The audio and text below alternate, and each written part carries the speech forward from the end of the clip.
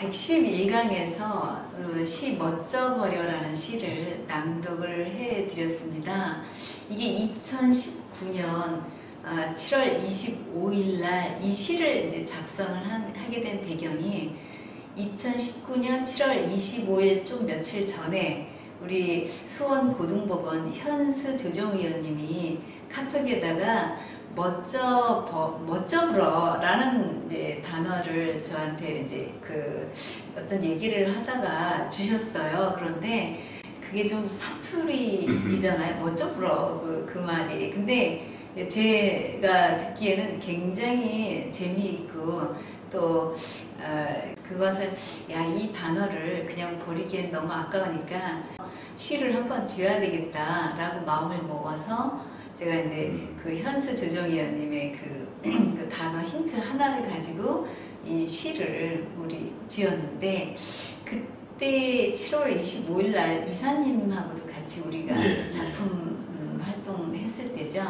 맞습니다. 그러니까 제가 이 시를 지을 때쯤에는 이사님하고 계속 우리가 유튜버 작업을 이제 시작을 그때 했던 시점이라서 그 시를 같이 우리가 제작을 하는데 작년에 즐기고 또 제작하고 그럴 수 있는 참 영광스러운 시점이었었습니다. 수원고등법원 조정위원이신 현수 조정위원께 너무나 감사의 말씀을 드리고, 이 자리를 빌어서 그분께서 또 한 단어지만 엄청난 힌트를 주셨기 때문에 제가 이 시를 작성하게 된 결과에 대해서 너무나 감사드리고, 또 이 시 멋져버려라는 시 하나에 어마어마한 내용을 제가 사실은 담고 있습니다. 이게 제가 시를 내용을 보면 이제 111강에서 여러분들이 감상을 해보실 수 있는데, 이게 언뜻 보면은 그냥 이렇게 좋은 단어를 사용을 한 것 같은데, 이게 앞으로 대한민국이 나아갈, 또 대한민국에서 진행이 될 여러 가지 프로젝트, 어마어마한 프로젝트가 사실 이 안에 숨어 있습니다. 앞으로 대한민국 지식인이 나아갈 방향도 이 안에 숨어 있고, 그 다음에 그들이 해결해 나가야 될 세계적인 문제도 여기에 숨어 있고, 또 그 결과 우리가 대한민국이 어떠한 나라가 될 것인가에 대해서도 사실 언급이 되어 있는 정말 어마어마한 내용이 숨어 있는 그러한 염원을 담은 시가 됩니다, 여러분. 그래서 이것을 저만 알고 있기에는 조금 아깝고 안타깝다라는 생각이 들어서 제가 그 맨 첫 번째 자신보다 타인을 사랑하는 그대, 대한민국 지식인 멋져버려 라는 부분에 대해서 제가 오늘은 말씀을 드리겠습니다. 제가 이제 본격적으로 그제부터 우리 이제 협회, 법무사 협회 밴드에서도 제가 이제 언급을 하기 시작을 했습니다. 지식인들이 자신이 알고 있는 지식을 사회에 내놓지 않는다? 이것도 직무유기에 해당하는 겁니다. 그래서 이제 저는 그렇게 살고 싶지는 않아서 이제는 모든 정보와 또 지식과 그 다음에 지혜를 같이 공유하기 위해서 말씀을 드리겠습니다. 그러면 맨 처음에 자신보다 타인을 사랑하는 그대, 이게 이제 왜 중요한 말이냐면, 여러분들이 다 사람들이 이게 굉장히 사랑이라는 말을 많이 사용을 하잖아요. 우리가 법무사님 누구 사랑해 보신 적 있으세요? 오늘은 여기 이사님도 계시고 법무사님도 계시고 제가 참 감사드리고, 이제 점점 사람이 늘어날 것 같은데요. 제가 법무사님한테 법무사님 사랑해 보신 적 있으세요? 아니, 뭐 있다 없다 뭐 솔직하게 얘기해도 되지 뭐. 별로 없는 것 같아요. 지금 옆에 계신 저희 법무사님께서 별로 없는 것 같다, 굉장히 이제 솔직한 말씀을 주셨습니다. 이사님도 아마 예전에는 내가 누군가를 사랑하는 줄 알았지만 결국은 이제 사랑하지 않았다라는 것을 인정하실 수밖에 없었을 겁니다. 그러면 이제 저는 어떤가? 제가 제 자신에 대해서 말씀을 드려볼까요? 제가 이제 어렸을 때 저는 이제 일반적인 환경에서 자라지를 못했습니다. 고아 같은 환경에서 고아였었습니다. 실질적인 고아. 그런데 그러한 고아 수준의 환경이 아니었고, 여러분들이 그 방송에서 보는 굉장히 뉴스에서 보는 아동 학대 사건을 여러분들이 접하시잖아요. 그런데 저는 어린 시절에 그러한 전형적인 아동 학대의 그 당사자였었습니다.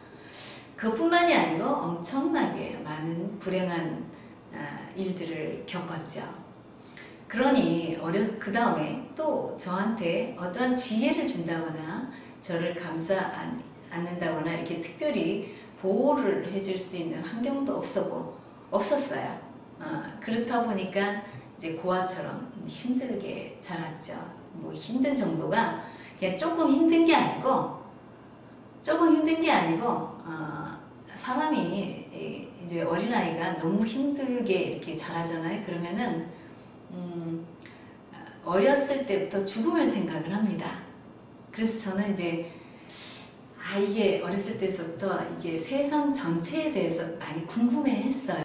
중학교 때서부터 제가 그 죽음을 생각을 했습니다. 그래서 이제 죽으려고 계획을 항상 세웠죠. 그랬는데 그게 이제 그래서 고등학교 2학년 때 본격적으로 제가 자살 시도를 합니다. 이제 이렇게 그렇게 되기까지는 어린애가 겪어야지 됐던 엄청난 이제 고통이 있다라는 얘기죠. 그런 이제 어린 시절을 보냈고, 누가 이렇게 사회적 활동의 방법을 가르쳐 준다거나 아니면은 뭐 이렇게 안내를 해준다거나 이제 그런 환경이 되지 못했습니다. 그러니까 이게 제가 크면서 왜 내가 살아있지라는 의문을 빠른 시간 안에 제가 가질 수밖에 없었고, 도대체가 그러면 제가 성장이 됐을 때 내가 그러면 성인이 된 후에 우리가 다른 사람으로부터 공격을 받는 거는 그러면 이제 방어 능력이 있으니까 그러면 그거는 있을 수 있다. 그런데 어린아이가 겪어야지만 되는 이 고통은 도대체 어떻게 해석을 해야 되는가? 이제 저는 그런 문제에 대해서 굉장히 많은 의문을 가지고 있었습니다. 근데 그 의문이 이제 빨리빨리 풀리지가 그러니까 계속 이제 그림도 그리고 이제 책을 보면서 책은 조금 풍부하게 제가 봤어요. 왜냐면은 이제 삼촌들이 보던 책들이 많이 있었고, 그 다음에 또 엄마가 위인전하고 문학전집만 사줬어. 그러니까 그거를 통해서 이제 그 세상을 들여다볼 수 있는 기회가 됐었죠. 근데 이제 그 생각을 해보세요. 위인전이라는 게 전 세계 한국 위인, 세계 전집, 세계 위인이라는 게 가장 높은 사람들이잖아요. 그런 사람들을 어린아이가 어떤 그 과정도 없이 그런 책들을 보다 보니까 사람은 위대하게 위인들처럼 살아야 되는 거구나. 이제 그렇게 인식이 배운 거죠. 어린아이가. 뭐 누구 가르쳐줄 사람이 없이 책을 봤으니까. 그래서 그러면 그렇게 살고 싶은데 현실이 제가 얼마나 척박한 현실이냐면 모든 정말 그 어린애가 받을 수 있는 모든 학대와 구타와 그 다음에 모든 수모를 다 감내해야만 되는 그런 환경이었으니까 현실과 제가 공부한 이상과의 괴리가 너무 컸기 때문에 항상 죽음을 생각을 했고, 항상 죽어야지라는 왜냐하면 현실이 맞지가 않으니까. 그렇다고 해서 그러면 제가 욕망이 작았느냐? 제가 배운 게 위인전이잖아요. 그러니까 나는 성공을 하고 싶다. 분명히 그렇게 마음을 먹고 그렇게 얘기를 했어요. 이제 그렇게 마음을 먹고 있었습니다. 그 얘기는 뭐냐면 지금 와서 분석을 해보니까 내가 성공을 해야 된 성공의 의미를 정확히 모르는 상태에서 그러면 내가 성공을 해야 되니까 모든 사람들을 이용을 해야 되겠다.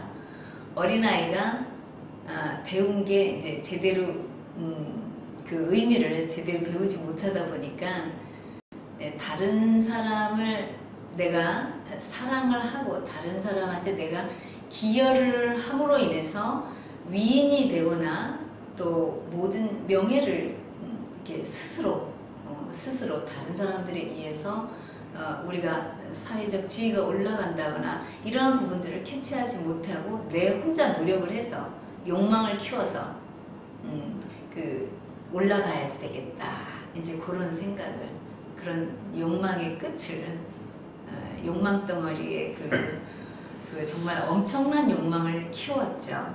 그렇지 않으면 죽어버리겠다. 제가 이제 그런 생각을 가지고 있었습니다. 성공을 하든가 죽든가 나는 이 뭐 대충 이렇게 살 바에는 안 사는 게 낫다. 그렇게 생각을 하고 있었습니다. 그러니까 뭐 세상에 재미있나요? 재미없죠. 어떤 것도 재미가 없었어요. 관심도 없어요. 그런 상태에서 이제 사람들을 대하다 보니 또 제가 뭐 지금 보니까 그 환경으로부터 어마어마하게 받은 게 많다라는 걸 지금은 알았는데 내가 받은 게 없다라고 생각을 하고 있었습니다. 그러니까 나는 사랑을 받은 적도 없고 제 시에도 그런 게 나와요. 사랑을 받은 바 없었기에 사랑할 줄을 알지 못했고 그런 시 내용도 나와요. 그러니까 이 누군가를 이렇게 위해서 내가 에너지를 먼저 주고 누군가를 위해서 사회에 기여를 하고 내가 지식을 나누고 이런 부분들에 대해서 전혀 배우지를 못했고 알지를 못했고 그런 경험을 하지 못했습니다. 즉 욕망의 끝을 가지고 있다 보면 여러분들이 어떤 결과가 나오는지 아세요? 결국은 자살을 하러 갑니다. 결국은 이제 죽음을 선택을 하게 돼요.